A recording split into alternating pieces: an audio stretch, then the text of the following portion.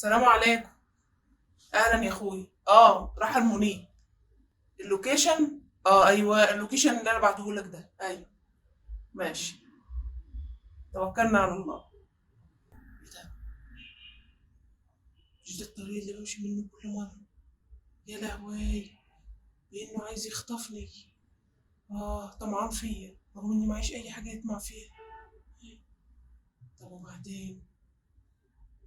شكل اخر يوم هنزل فيه من البيت. يا لهوي، استر يا رب. استر يا رب، ده انا معيش شبابي.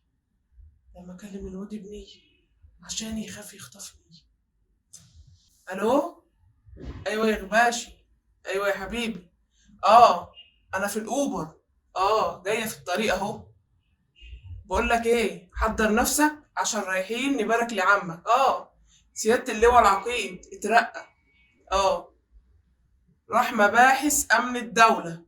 اه ما شاء الله، دلوقتي منصب كبير. ياض انا في الاوبر، ما انا عارفه ان انت ما عندكش عم شغال في مباحث امن الدوله ولا اي حاجه اصلا في الشغل. ايوه يا عم، ما انا عارفه ان عمك حلاق وهو سبب فيروس سي في القريه كلها. ايوه. اسكت بس. اه عارف بقى، في مباحث امن الدوله اي حد يعمل اي حاجه يعرفوا يجيبوه. ايوه.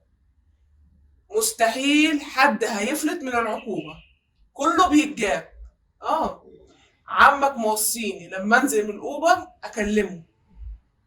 اه يا تقول لي خلاص انت لازم تجادل معايا.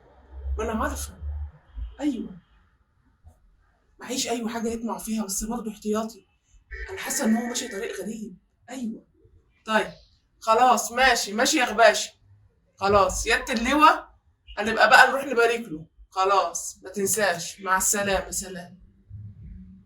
والله يا اخويا الواحد عنده كم مجاملات يعملها مش عارف يعمل ايه في نفسه. اه انت عارف عيله جوزي كلها في مديريه امن القاهره ومديريه امن الجيزه.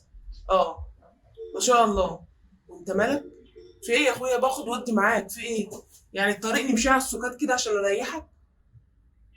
قربنا نوصل خلاص. خلاص يا اخويا ماشي. كمل.